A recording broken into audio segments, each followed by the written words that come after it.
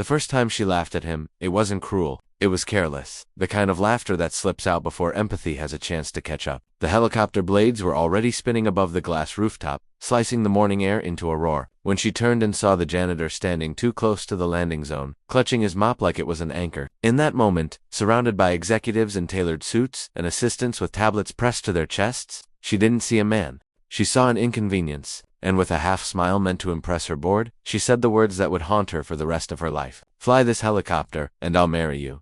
Everyone laughed. The sound rose higher than the blades, sharp and dismissive. The janitor didn't laugh. He simply lowered his eyes, stepped back, and went on wiping the oil stains from the concrete as if nothing had happened. But something did happen. Something shifted quietly, invisibly, the way a storm forms far out at sea before anyone on shore realizes what's coming. Her name was Alina Cross, CEO of Cross Dynamics, one of the youngest women ever to lead a multinational tech empire. She had built her reputation on sharp instincts, relentless ambition, and a belief that the world respected strength above all else. She had grown up watching her mother work 2 jobs and still bow her head to men who thought power was their birthright. Alina had sworn she would never bow. By 35, she had everything she thought she wanted: wealth, influence, admiration. But somewhere along the way, she had learned to look past people who didn't fit into her version of success. The janitor's name was Noah Reed. Most people didn't know it. To them, he was just the quiet man in gray coveralls who arrived before dawn and left long after the offices emptied. He moved through the building like a shadow,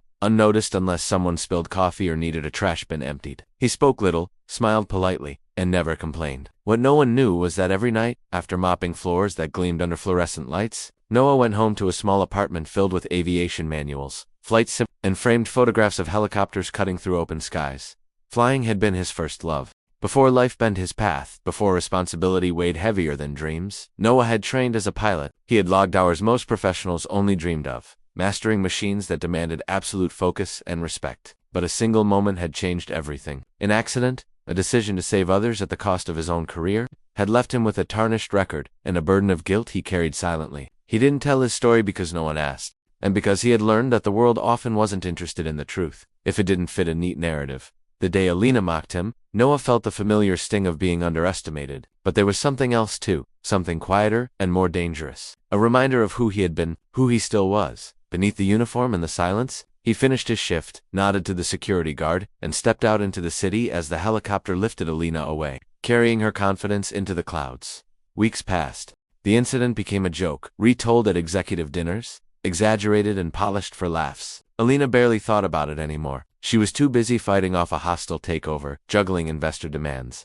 and preparing for the biggest product launch in the company's history. Pressure wrapped around her like a tightening wire. Sleep became optional. Mistakes began to creep in. Then the calls started. Anonymous messages warning her about a flaw in the new system. Engineers insisted everything was secure, but something in her gut twisted. The night before the launch, a violent storm rolled into the city, knocking out power across several districts. Emergency generators kicked in, but Cross Dynamics' private helipad systems malfunctioned, locking down access to the building. Alina was trapped on the rooftop with a handful of executives when the storm worsened. Rain lashed against the concrete, wind howled like a living thing, and panic crept into voices that were used to being obeyed. The company's backup pilot couldn't reach the building. The elevators were down, and below them, the city flickered in darkness.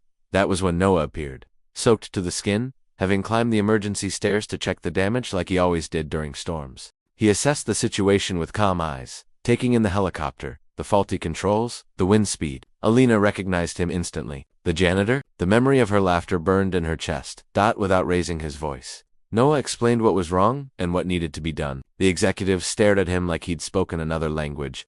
Alina felt a strange mix of desperation and disbelief. And then, half joking, half terrified, someone repeated her words back to her, nudging her shoulder. "Fly it," they said, "like you promised." The irony hit her harder than the rain. This time, no one laughed. Noah hesitated, not because he lacked confidence, but because he understood the weight of choice. Flying again meant facing a past he had buried. It meant risking exposure, judgment, and reopening wounds that had never truly healed. But it also meant lives. He looked at Alina, really looked at her, and saw not a CEO but a woman standing at the edge of something she couldn't control. He agreed, as he prepared the helicopter. His movements were precise, almost reverent. The storm raged, but inside the cockpit, there was only focus. The blade spun, the machine responded, and for the first time in years, Noah felt whole. The takeoff was rough, the wind fighting them every inch, but he guided the helicopter with a steady hand, lifting them above the chaos. Alina watched him, speechless. This was not luck. This was mastery. They landed safely at an emergency zone miles away.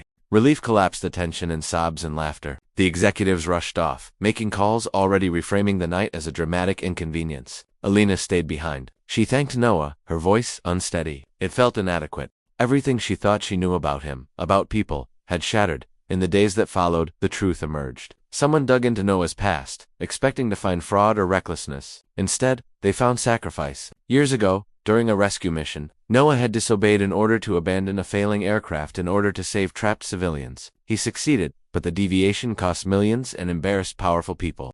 He was quietly pushed out, his license suspended under technicalities. He took responsibility, refusing to fight publicly, choosing instead to work, to survive, to stay grounded while the skies remained out of reach. The story spread. Public opinion shifted. The same media that once praised Alina now questioned her. For the first time, she listened instead of defended. She sought Noah out, not as a CEO, but as a person stripped of certainty. Their conversations were awkward at first, heavy with unspoken regret. But slowly, honesty filled the gaps. Alina confronted her own reflection. She saw how easily power had made her blind, how her drive had turned into dismissal of others. She apologized, not once but many times, understanding that words didn't erase harm but could begin to mend it. She reinstated Noah's credentials, not as a favor, but as a correction. She changed company policies, created programs for overlooked workers, and listened in rooms where she once dominated. Noah, in turn, found himself changed. Flying again reignited a part of him he thought was lost forever. But more than that, being seen, truly seen, healed something deeper. He didn't rush into forgiveness. He didn't forget the laughter, but he allowed space for growth. For the possibility that people could become better than their worst moments. The relationship grew slowly, built not on power or promises, but on respect. The joke that once humiliated him became a reminder of how far they'd both come. When Alina finally asked him to fly with her again, not out of desperation but trust, it felt like a quiet victory. Years later, standing beside a helicopter under a clear sky, Alina smiled at Noah with no audience, no arrogance. The world had changed her, humbled her, taught her that leadership without humanity was hollow. Noah took her hand, not as a janitor or a pilot, but as a man who had reclaimed his worth. The lesson lingered long after the blades faded into the distance. Never underestimate the person standing quietly in the background. Never confuse titles with value. And never forget that true elevation doesn't come from looking down on others, but from lifting them up. If this story moved you, if it reminded you to see people differently and believe in second chances, take a moment to show your support. Like the video, subscribe to the channel, and keep stories like this alive. Because sometimes, the greatest transformations begin with a single moment of humility and the courage to rise above it.